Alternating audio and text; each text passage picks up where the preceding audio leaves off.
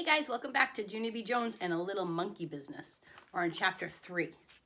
Chapter 3 is called A Very Wonderful Thing. Yesterday, a very wonderful thing happened, and it's called I Had Pie for Dinner. That's because my mother went to the hospital to have a baby, and Daddy and Grandma Miller went with her.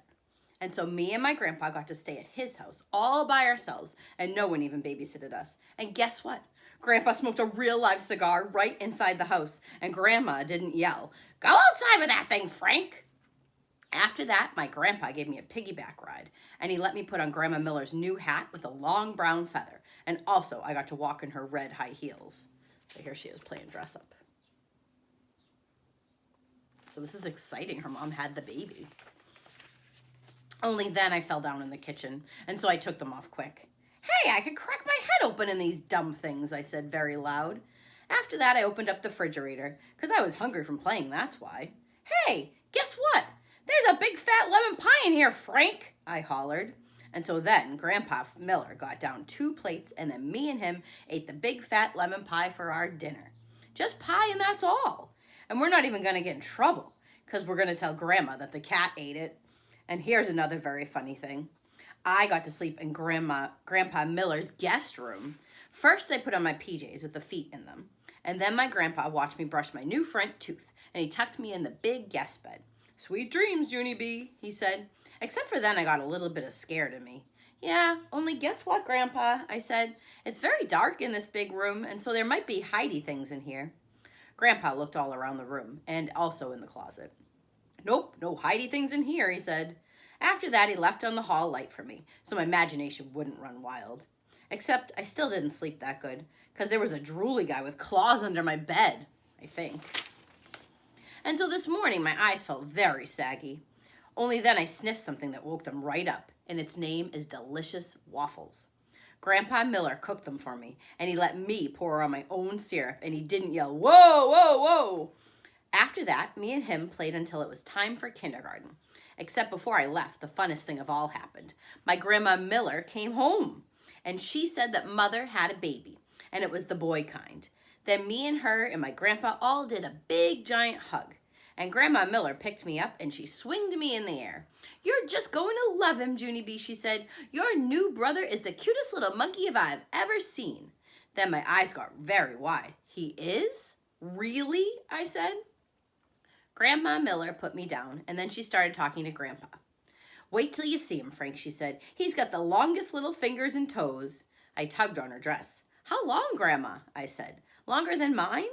And Grandma just kept talking. "And his hair, Frank, my word, he's got oodles and oodles of thick black hair." I pulled on Grandma's arm.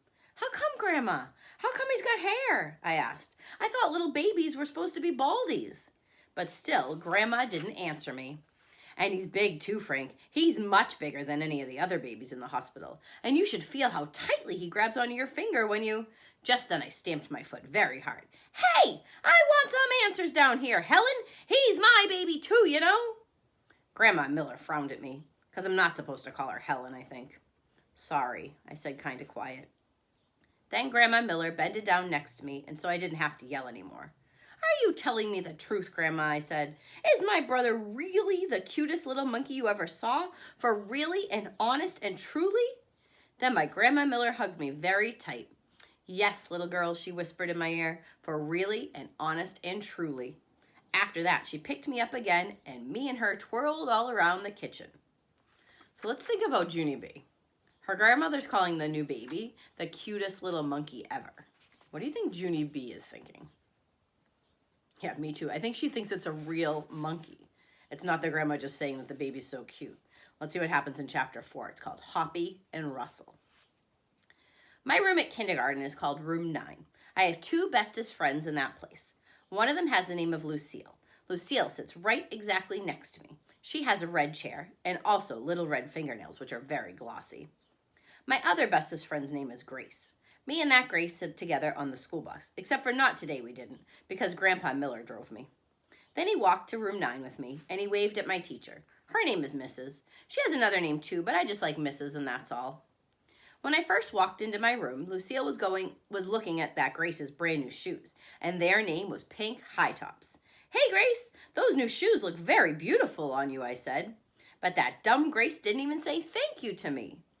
Grace is angry at you, said Lucille. She said that she rode the bus today, and you weren't even there to save her a seat, and she had to sit next to an icky kid. Right, Grace? Grace bobbed her head up and down. Yeah, only I couldn't help it, Grace, I said. That's because I stayed at my Grandpa Miller's all night, and there's no bus at that place, and so he had to drive me here today. Then I tried to hold that Grace's hand, only she pulled it away quickly. That's not very nice of you, Grace, I said. And so guess what? Now I'm not going to tell you my special secret. That's when that Grace called me a poopy head. Lucille held my hand. I don't think you're a poopy head, Junie B, she said, and so you can tell me your special secret, and I won't tell anybody, not even Grace. That's when that Grace kicked Lucille in the leg, and so Lucille pushed her down, and Mrs. had to come pull them off each other. I raised my hand very polite. I wasn't involved, I said to Mrs. Oh, she does not look happy. I'm so glad the kids at our school don't use their bodies to fight with each other. If you're having a problem, you just talk to the person, right? After that, we had to sit down and do some work. It was called printing our numbers. Only I couldn't do mine that good because Lucille kept on talking to me, that's why. Come on, Junie B, she said in her whispering voice. Tell me your special secret. I won't tell, I promise. Yeah, only I can't, Lucille, I said, 'cause no talking to your neighbor, remember? Then Mrs. snapped her fingers at me. See, Lucille, I told you no talking to your neighbor, I hollered. Now I got snapped at. Just then a boy named Jim said, shush to me. Shush yourself, you big fat Jim, I said back. After that, Mrs. stood next to me till I finished my work. Then I got all done and she collected it. That made me happy inside, because guess what comes after work? Something fun, that's what. And its name is show and tell. Mrs. stood next to her desk.